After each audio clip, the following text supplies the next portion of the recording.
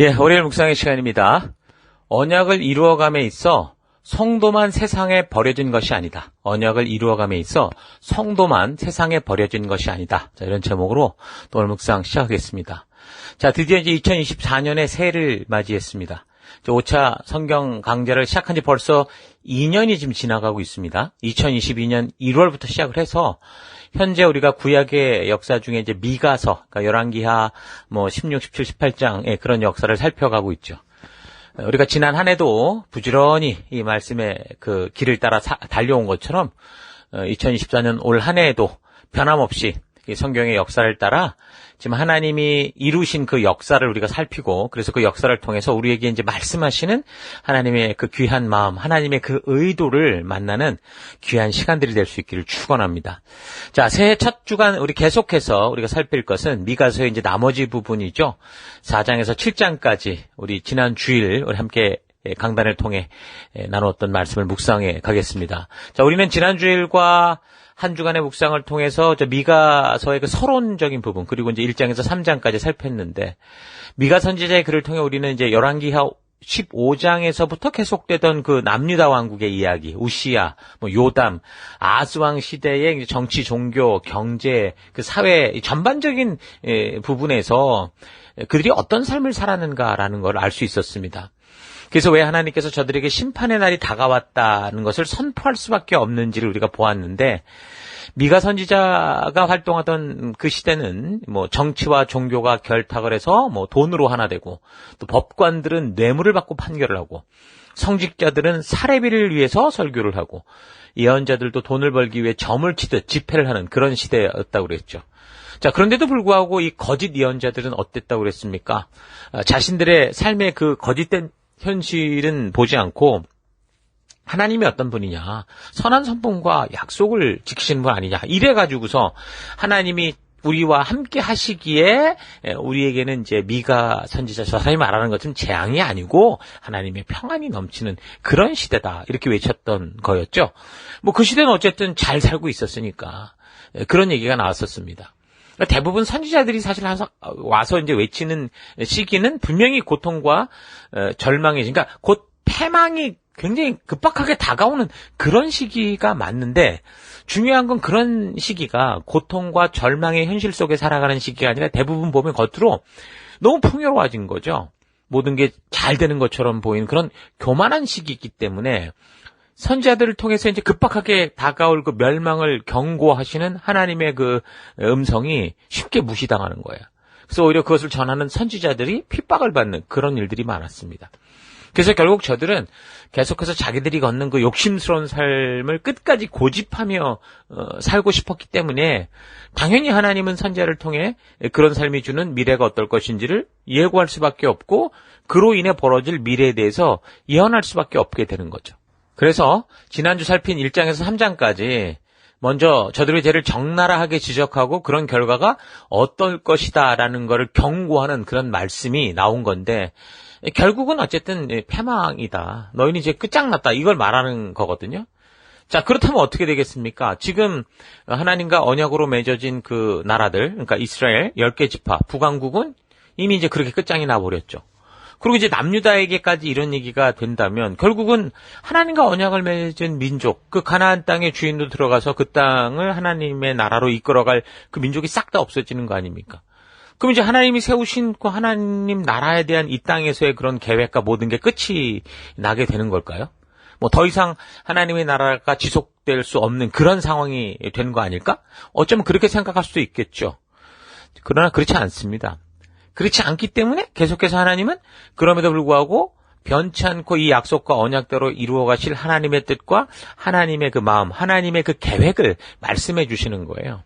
그래서 이제 그 내용이 4장, 5장을 보면 결국 하나님을 불신하며 각기 제 생각에 옳은 대로 가버리는 그런 분위기 속에서도 그 중에 이제 믿음으로 끝까지 하나님의 신실하심을 믿고 살아가는 그 백성들이 결국은 어떤 미래를 맞이하게 될 것이냐, 그런 하나님의 뜻과 하나님의 변치 않는 계획을 말씀해 주시는 거죠. 그래서 4장 1절부터 5절까지를 보면 그 여호와의 날에 임할 나라, 그러니까 정말 하나님 앞에 나아갈 하나님의 말씀의 가치를 듣고 그 말씀대로 살아가게 되므로 그래서 온 민족과 열방들이 더 이상 뭐 전쟁과 다툼이 없이 모두가 하나님의 꿈처럼 정말 그 나라의 평화와 사랑으로 살아가는 그런 하나님 나라가 반드시 이루어질 거다.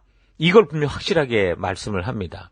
그러면서 6절부터 그 5장 1절까지는 결국 그래서 불순종하는 나라 백성들은 뭐 결국은 그 길에서 몰락하게 될 것이고 죽게 될 것이고 포로가 되지만 그러나 그런 와중에도 분명히 끝까지 하나님의 말씀을 붙들고 살아가는 그런 사람들, 그러니까 남은 자들이죠. 남은 자들이 회복될 것. 그러니까 하나님의 나라가 이어져가는 그 하나님의 나라를 이루어갈 것을 말씀하는 거예요. 여러분 어떤 한 사람이 아무리 바른 큰 믿음을 가지고 살아간다고 해도요.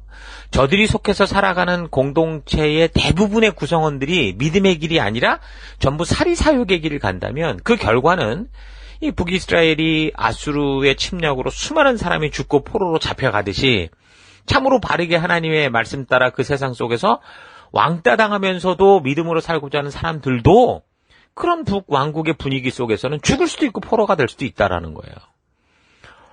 그러나 분명한 건 뭐예요? 그렇게 어쨌든 믿음으로 사는 사람들은 그 상황이 다가온 상황이 어떤 뭐 상황이고 어떤 환경이라고 해도 이 사람들의 삶은 어찌됐든 뭐 믿음으로 살아가기로 선택한 사람들이기 때문에 믿음으로 살아온 결과가 보니까 사망의 음침한 골짜기고 뭐 또 반대로 푸른 초장 맑은 시냇물가라고 해도 그들에게는 사실 다가오는 상황과 환경에 상관없이 하나님을 경외하는 그 믿음으로 하나님의 말씀을 따라 끝까지 살아가기로 했기 때문에 이들에게는 그게 죽음이 됐던 포로가 됐던 결국 하나님이 책임지시고 이끄실 것, 하나님의 그 이 약속을 따라가는 자들을 이끄실 것을 믿기 때문에 비록 삶의 현실은 고나고 어려울 수 있어도 그래도 끝까지 믿음으로 살아가게 되는 거죠. 그러니까 이런 사람들이 이제 성경이 말하는 거예요. 이제 뭐 여기서부터 계속 나오는 남은 자들에 대한 얘기들이 그런 부분인 거고 이미 제가 말씀드린 대로 한다면 그 남은 자들에 의해서 사실은 이렇게 지켜져 온 거죠. 아브라함의 아들 두 이스마엘과 그 이삭 중에도 이삭이 그렇게 된 거고 이삭의 아들 그 에서와 야곱 중에서 야곱을 통해 온 거고 결국은 남은 자들에 의해서 계속 이렇게 하나님의 나라가 이루어져 간다는 겁니다. 이 믿음 따라 끝까지 하나님의 약속을 믿고 그분의 말씀을 믿고 그 말씀의 가치를 따라 살아가는 그 남은 자들이 하나님이 이루어 가시는 하나님 나라의 주인이 되는 것이고 그 하나님이 약속하신 것을 누리는 존재가 되는 거죠. 그래서 4장 10절 이렇게 말하죠. 도성 시온아. 도성 시온아라고 하는 것은 뭐 어쨌든 뭐 남은 자들에 대한 개념이라고도 볼 수 있다고 봐요. 이제 네가 도성을 떠나서 빈들로 가서 살아야 될 것이니 아이를 낳은 여인처럼 몸부림치면서 신음해라. 너는 바벨론으로 가야 될 거다. 거기에서 주께서 너를 건지시고 너의 원수에게서 너를 속량하실 것이다. 이렇게 말씀하시죠.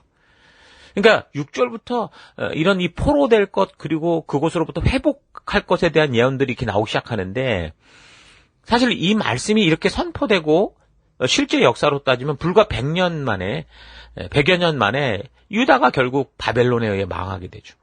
포로로 잡히죠. 근데 그 바벨론이 페르시아에 의해서 망해요. 그래서 이제 그때 이제 페르시아의 그 초대 왕이라고 할 수 있는 퀴로스가 이 백성들을 그 포로에서 본토로 돌려보내게 되죠. 그러니까 지금 여기서 외치는 미가 선지자의 이 이야기가 그냥 그 시대 협박이나 뭐 교회 사람들을 끌어오려고 하는 얘기가 아니라 실제 뭐 100년, 200년, 뭐 길어야 300년 후에 벌어질 그런 역사적 사실에 대해서 정말 너희들이 지금 이렇게 살아감으로 말미암아 벌어질 그 미래에 대해서 하나님이 분명하게 알게 하셨던 거죠. 그게 지금 미가서의 말씀인 겁니다. 그래서 이 70년 만에 포로에서 귀환하는 일, 그러니까 바벨론에 잡혔다. 그리고 나서 이제 거기 바벨론에 잡혔는데 페르시아에 의해서 돌아오게 되는 이런 일은 사실 따지고 보면은 이건 완전히 출애굽 사건하고 똑같거든요. 완전히 놀라운 하나님의 전적인 은혜로 이루어진 일입니다. 이스라엘 민족들이 그 이집트에 내려가서 400년 동안 그렇게 종으로 전락해 살아가다가 저들 스스로 뭐 도저히 회복할 수 없이 40-50년 만에 그 남자들을 다 뭐 죽여버리니까 40-50년 만에 그 이 씨가 말라 없어질 그때 하나님께서 전적으로 개입해 주시잖아요. 그래서 완전히 뭐 거기서 어떻게 스스로의 힘으로 나올 수 없는 그 불가능 속에서 그들을 구원해내서 그들 이 구원으로 이끄셨던 것처럼 지금 바벨론의 포로로 잡혀간 이스라엘 족속들이 그렇다라는 거예요. 그 시대를 주도하는 열강들끼리 싸워가면서 이 바벨론에 의해 잡혀갔는데 그들을 잡아간 그 나라는 없어지고 거기에 이 페르시아라는 나라가 서버렸다라는 거. 그런데 거기서 출애굽식의 이 포로 귀환이 있었다라는 것은 이해 출애굽이나 마찬가지였다라고 볼 수밖에 없다라는 거죠. 여러분, 우리나라 역사를 봐도 일제 강점기를 전후해서 많은 이 조선인들이 만주 쪽 시베리아로 들어가서 살았단 말입니다. 근데 그게 1937년에 그쪽이 완전히 공산화되면서 그 연해주에 살던 조선인들이 결국 소련의 스탈린에 의해서 저들은 원치도 않았던 중앙아시아 지역으로 강제 이주됐거든요. 그곳으로 그렇게 끌려간 사람들이 거기서 거의 죽음에 내버려진 상태였는데 살아내고 있었어요. 그렇게 살아내고 있었는데 1991년에 그 강제 이주된 54년이 지나서 이 소련이 무너져 버렸잖아요.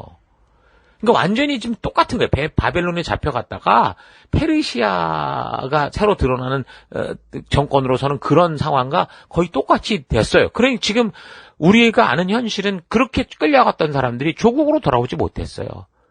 거기서 여전히 그냥 어떤 고려인으로 이렇게 살아가면서 쉽지 않은 하루하루를 살고 있는 거죠. 그건 불과 50여 년 정도 시간이었는데도 우리의 그 역사 속에 보여주는 우리 같은 이 고려인들이 그런 상황이었단 말입니다. 그러니까 그런 식으로 남유다가 그렇게 끌려가서 나라가 바뀌는 상황 속에 70년이 흘러갔는데 그렇게 된데 아무런 힘도 없었고 그냥 노예 민족이었죠, 한마디로. 근데 그런 혼란한 역사 속에서 그 유대 민족이 어떻게 된 거예요? 다시 본토로 돌아왔다. 이거는요, 하나님이 직접 개입하지 않고서는 안 되는, 그러니까 제2의 출애굽과 똑같은 그런 역사일 수밖에 없는 건데, 그게 바로 이 미가 선지자를 통해 약속하셨던 그 말씀이 그대로 이루어진 이 성취였다라는 거예요. 그러니까 4장 6절부터 5장 1절까지는 언약을 떠나 자기 생각대로 이 사람들이 살아감으로 결국 시내산의 법대로 이제 처리가 됐잖아요. 그래서 몰락의 길로 갈 수밖에 없는 그런 현실을 지금 분명하게 선포를 하고 있는데, 그러나 하나님께서는 당신이 믿음으로 사는 백성들과 하신 약속이 있기에 그 약속은 반드시 이룰 것을 말씀하시는 거예요. 그래서 남은 자들이란 이 세상의 상황과 환경이 어떻게 흘러가든지 끝까지 하나님의 약속을 믿고 하나님 나라의 가치로 주셨던 그 말씀의 세계관을 가지고 살아가는 자들이고, 그래서 하나님은 그렇게 어느 곳 어느 상황 속에서 살아가더라도 반드시 책임져 주시겠다고 약속하셨던 것을 이루어 주시는 거죠. 이 신명기에도 그렇고 곳곳에 나오잖아요. 비록 우리가 불순종하여 저 땅 끝에 바다 끝에 끌려갔더라도 거기서 이 약속을 기억하고 돌이켜 말씀의 길로 돌아온다면 하나님이 다시 본토로 데리고 오겠다. 분명히 약속하셨었거든요. 그러니까 여러분과 내가 이 시대에 이제 그렇게 끝까지 하나님 나라 백성답게 그 말씀의 가치와 세계관을 가지고 살아가는 그런 삶을 살아갈 때, 그럴 때 정말 우리가 이 시대의 남은 자가 될 수 있다는 거 잊지 마시고, 여러분, 이 세대가 지금 그렇잖아요. 너무 풍요로운 세상 속에 지금 아이들이 전부 이제는 하나님의 말씀의 가치와는 전혀 다른 길들을 당연한 듯이 가는 그런 문화거든요. 그런 속에서 우리 젊은이들과 이 말씀을 듣는 모든 이들이 말씀의 가치와 그 부르심을 따라 끝까지 남은 자로서 걸어가는 여러분 될 수 있기를 바랍니다. 자, 그러면서 계속해서 5장에서는 하나님께서 이렇게 끝까지 하나님의 신실하심과 진심을 믿지 못하고 살아가는 이들로 인해 이 나라는 결국 망하고 무너지지만, 결국 하나님께서 어떻게 끝까지 믿음으로 사는 백성들을 통해 하나님 나라를 이루어 가실지 당신의 어떤 그런 분명한 그 의지, 당신의 뜻을 말씀하시죠. 하나님과 맺은 언약의 나라인 남유다 예루살렘이나 10개 지파 북이스라엘 사마리아는 결국 불순종으로 멸망에 이르고 있지만, 하나님께서는 여전히 그 와중에도 하나님의 말씀을 신실하게 믿고 끝까지 순종하려는 사람들을 통해서, 그게 비록 작은 고을 베들레헴 시골 촌동네라고 해도 그곳에서 믿음의 사람이 선다면 그를 통해서 하나님은 당신의 나라를 이루시고 세워갈 거다, 이걸 선포하시는 거죠.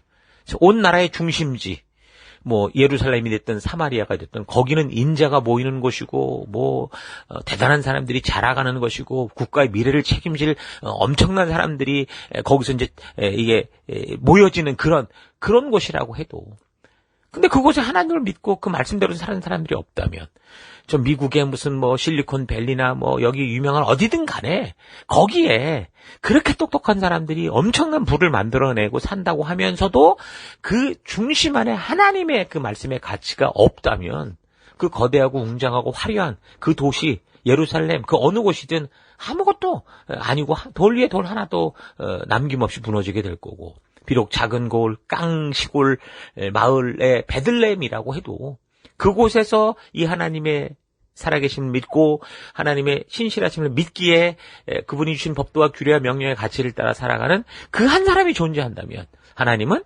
예루살렘이 아니라 그 베들레헴 아주 작은 마을을 통해서도 하나님의 놀라운 나라는 이루어간다. 이걸 말씀하시는 거죠. 그러니까 우리가 지난주에 뭐 성탄 기념 예배로도 우리가 드렸지만 베들레헴 탄생 이야기는 뭐 수많은 뭐 고급 인재가 뭐 얼마나 중요하냐, 뭐 이 나라와 시대를 책임질 그런 능력 있는 사람이 얼마나 중요한, 이걸 말하는 게 아니고요. 하나님을 믿고 그의 법도와 규례와 명령을 따라 믿음으로 온전하게 말씀대로 순종하는 그 한 사람을 통해 하나님은 당신의 뜻을 이루어 가겠다라고 하는 하나님의 아주 강력한 결단을 보여주시는 거죠. 그래서 하나님께서는 신실하게 약속을 그렇게 지켜내시는 분이다라는 것을 알게 하는 예언이 그 베들레헴 탄생의 이야기인 거예요. 그래서 다윗의 혈통 속에서 메시아가 탄생하는 정확한 장소로서 예언이 됐는데, 미가서 5장 2절에 그러나 너 베들레헴 에브라다야, 너는 유다의 여러 족속 가운데 작은 족속이지만 이스라엘을 다스릴 자가 너에게서 나에게 나올 것이다, 이렇게 하잖아요. 여기서 유다 지파 중에 작은 족속이라는 말은 지금 제가 지금까지 설명을 드린 것처럼 뭐 규모가 작다 이런 걸 의미하는 게 아니고 뭐예요? 믿음으로 살아가는 그 소수 그 한 사람을 통해서도 하나님은 당신의 뜻을 이루시겠다고 하는 그런 의미라는 거죠. 그러니까 예수님도 이 땅에 오셨을 때 예수님이시니까 메시아의 일을 이룬 게 아니고요. 예수님도 하나님을 믿고 그 말씀에 완전하고 온전하게 순종했기 때문에 하나님께서 주신 구원자의 사명을 온전히 이루어낼 수 있었던 거예요.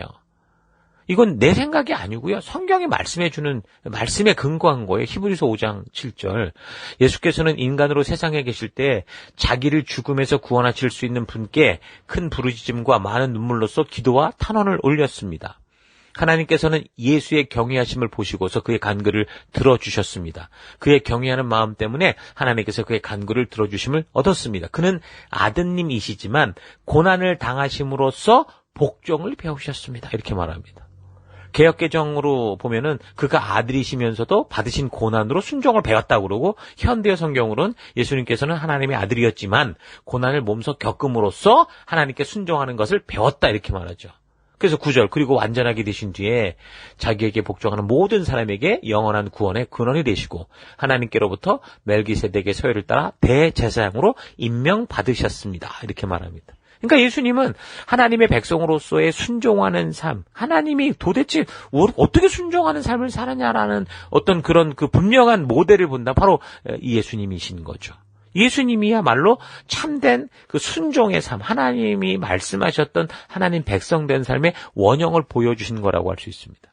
진실한 성도의 삶은 뭐예요? 그러니까 하나님 말씀대로 그의 뜻대로 순종하는 삶인 겁니다. 눈앞에 벌어지는 상황과 환경에 따라 느껴지는 자기 감정대로 가는 게 아니고 오직 하나님께서 직접 주셨던 그 법도와 규례와 명령 속에 담긴 그 하나님의 의도, 그 뜻을 따라 순종하는 거죠. 내 생각대로 순종하는 게 아니라 하나님 말씀대로 하나님의 의도대로 순종하는 것이 진정한 순종이고, 그것이 바로 하나님 나라 백성으로서 온전히 살아가는 모습이라는 거예요. 그러니까 미가서 5장에 나오는 예수님의 그 베들레헴 탄생 소식은 단지 예수님이 오실 것을 예언하려고 했던 그런 차원을 넘어서서 혼탁한 세상 속에서도 믿음으로 온전하게 순종하는 그 한 사람을 통해 하나님은 당신의 나라를 이루어 가시고 하나님의 그 뜻을 완성해 가신다고 하는, 가실 것이라고 하는 하나님의 변함없는 결단이고, 그래서 하나님이 한번 하신 언약과 말씀에 대해서 신실하게 지켜가시는 하나님이 바로 우리 하나님인 것을 보여주는 겁니다. 자, 그리고 5장에는 보면 이제 남은 백성에 대한 이야기를 하는데, 분명한 것은 조금 전에도 말했듯이 믿음으로 바르게 살아가도 이미 죄에 휩싸인 세상에서 이런 사람들과 함께 살아가기 때문에 뭐 이 사람들이 만들어내는 그 무질서와 전쟁과 뭐 이 세상의 풍파에서 벗어날 수 없는 건 사실이에요. 그러나 끝까지 그럼에도 불구하고 믿음으로 사는 백성들은 그렇게 다가오는 상황과 환경을 탓하지 않다라는 거죠.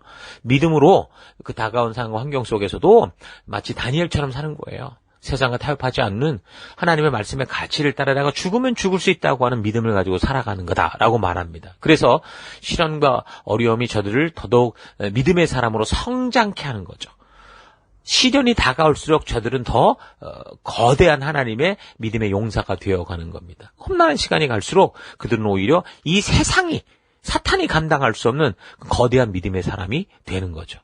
그래서 결국 끝까지 하나님을 믿고 그 말씀의 가치를 따라 믿음으로 살아가는 그 백성들은 반드시 회복된다. 이거에 대해서. 그리고 하나님께서 반드시 이들을 위해서 싸우시고 보호하신다. 하나님이 주신 이 말씀 자체가 우리의 보호막이라고 그랬잖아요. 그렇게 일하시는 하나님을 분명히 볼 수 있다라고 약속을 하는 그게 5장 10절에서 마지막 15절까지의 말씀인 겁니다. 자, 그러니까 정리를 하면 하나님께서는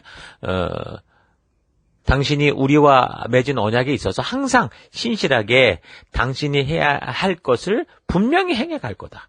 이 약속은 결코 이 상황과 환경에 따라 없어지는 게 아니다. 10개 지파가 없어지고 2개 지파가 없어져도 그렇다고 없어지는 게 아니다. 이걸 말하는 거예요. 그래서 우리로 하여금 너희들의 눈에 보이는 것을 따라 자꾸 흔들리지 말고 나와 맺은 그 언약, 그 약속을 기억해라. 그리고 그 믿음 가운데 믿음으로 그 말씀의 가치를 따라 살아가라. 열방의 제사장 나라여 하나님 나라의 소유된 백성으로 걸어가라 라고 말씀하시는 거죠.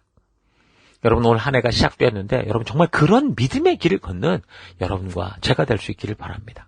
자, 오늘 하루 나는 이 세상 속을 살아가면서 정말 하나님의 약속과 말씀을 믿는 믿음의 가치를 가지고 살아가고 있는지, 아니면 너무도 변화무쌍하고 또한 마치 하나님이 계시지 않은 것처럼 보이는 세상으로 인해 뭐 북왕국이나 남왕국의 뭐 왕이나 백성들처럼 그 세상의 유행과 세속의 가치를 따라 쉽게 휩쓸리며 결국 자신의 생각대로 욕심대로 살고 있지 않은지 좀 차분히 좀 되돌아보길 바랍니다. 여러분, 성도는 믿음으로 살도록 부름받았습니다.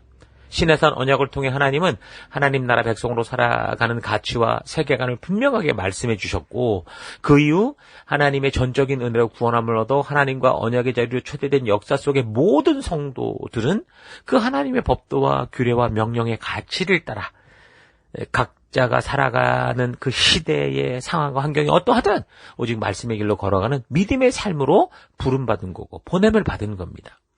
단지 우리만 이 세상에 버려진 게 아니에요. 단지 우리만 사명의 땅 가나안으로 들어가서 고군분투하고 있는 게 아니라고요. 하나님이 우리와 언약을 맺으시면서 주신 말씀을 바르게 보면 하나님은 늘 순종하는 사람들과 동행하시고 저들과 함께 동고동락하며 저들을 축복의 삶으로 이끄시는 동행의 삶을 살겠다고 하신 걸 알 수 있습니다. 그 말씀 자체가 이미 우리와 함께, 말씀이 육신이 되어 우리와 함께 거하는 그런 일이 되는 거죠. 비록 우리 눈에는 보이지 않고 비록 세상이 꼬이고 하나님의 뜻이 이루어지지 않는 것처럼 보여도 하나님은 신실하게 그 약속을 지켜주시는 분이시기 때문에 결국 그런 하나님의 살아계심을, 그래서 하나님의 그 경외하심을 믿고 하나님을 경외함으로 믿고 그 말씀대로 끝까지 순종하는 사람들에게는 보여주는 거죠. 그러니까 그 약속을 따라 끝까지 갔을 때 그 끝에서 우리는 뭐예요? 결국 하나님의 살아계심을 우리가 이제 눈으로 확인할 수 있다라는 거죠. 그러니까 선지서들의 내용이 다 그래요. 세상이 어떻게 살아가든지 우리가 하나님과 맺은 언약 백성으로 그 말씀을 따라 살아갈 때, 하나님과 약속된 길을 걸어갈 때 하나님은 당신이 하신 그 언약과 약속을 성실히 지키는 걸 볼 거다라고 말하는 거죠. 하나님은 여전히 그 약속 앞에 신실하시고 그 언약을 성실하게 지켜가 주시는 분이십니다. 지금 이 우리가 살피는 역사의 상황이 거의 언약 파기와 패망의 지경에 와 있어서 하나님이 선지자들을 통해 말씀하신 이런 말씀이 마치 무슨 새 언약이고 새로운 약속처럼 보이는데, 사실상 선지자들이 이미 선포하고 예언하는 이 내용들은 이전에 없었던 무슨 새로운 얘기를 하는 게 아니에요. 하나님께서 이미 시내산을 통해 언약하신 것에 대해서 반드시 그 약속을 지켜주시는 변치 않는 그 하나님의 신실하심과 그의 살아계심과 하나님의 변치 않는 결단을 보여주는 거예요. 이 약속은 폐해지지 않는 거야. 이건 영원한 거야 라고 말씀하시는 거예요. 여러분 이런 사실 잊지 마시고 이 시대 전적인 하나님의 은혜로 구원함을 얻어 예수 그리스도로 말미암아 하나님의 자녀된 우리 모든 성도들은 이 세상이 지금 어떤 가치를 따라 흘러가든지 오직 하나님께서 그 백성들에게 직접 주신 그 말씀의 가치와 세계관을 가지고 살아가야 되는 것 잊지 마십시오. 믿음으로 사는 우리가 되십시다. 내 생각과 느낌을 믿는 가짜 믿음이 아니라 오직 우리 하나님께서 말씀해 주신 것을 온전하고 바르게 믿는 하나님의 신실하심을 믿는 그런 믿음으로 우리가 번뇌를 받은 이 어두운 세상 곳곳에서 참된 빛으로 살아가는 하루하루 되길 원합니다. 2004년의 이 첫날 우리가 이런 말씀의 가장 중요한 핵심을 잊지 말고 이 한 해가 또 그렇게 말씀으로 동행하고 그 어둠 속에 빛을 비추는 하나님의 부름받은 성도다운 그런 나날 매일매일이 될 수 있도록 우리 그렇게 나아가는 우리가 되기를 축원합니다. 자, 오늘 하루도 힘내십시오. 잠시 기도하겠습니다. 하나님은 이 세상이 어둡고 죽음의 길로 가고 있기에 우리를 빛으로 부르셨고 이 죽음의 세상이 생명의 길로 나아갈 수 있도록 알게 하는 존재로 우리를 부르셨는데 나를 부르시고 이 땅에 있게 하신 삶의 목적을 잊고 내가 바라고 원하며 나의 창고만을 가득 채우는 일에만 혈안이 돼서 우리 하나님까지 그런 돈을 벌고 배불리는 일에 사용하고자 하는 삶을 살아왔던 것 회개합니다. 우리의 눈으로 보이는 이 세상의 모든 사람들이 어떤 길을 향해 가게 된다고 해도 하나님은 그를 믿는 성도들과 맺은 언약과 약속을 성실하게 지켜주시며 변함없이 믿음으로 사는 사람들과 함께 하신다라는 거 잊지 않고 보이는 것과 느끼는 것에 속는 게 아니라 오직 우리 하나님을 믿는 믿음 가운데 살아가는 내가 되기 원합니다. 그래서 예수님께서 이 땅에 오셔서 분명하게 보여주셨던 참된 순종의 삶, 하나님과 맺은 언약과 그 약속의 말씀의 가치를 따라 살아가는 이 삶을 굳건한 믿음으로 나 또한 살아가는 그런 내가 되기를 원합니다. 하나님과 약속에 있어서 우리만 이 땅에 버려진 게 아니라 우리를 떠나지 않겠다고 하셨던 임마누엘의 하나님이 늘 함께 하시고 무엇보다 하나님의 말씀이 우리를 보호하고 인도하는 것 잊지 않고 그 하나님의 함께 하심을 따라 이 한 해도 이 하루도 정말 믿음으로 걷는 그런 내가 되길 원합니다. 그 길로 이끄시고 인도하신 하나님 감사드리고 예수님 이름으로 기도했습니다. 아멘.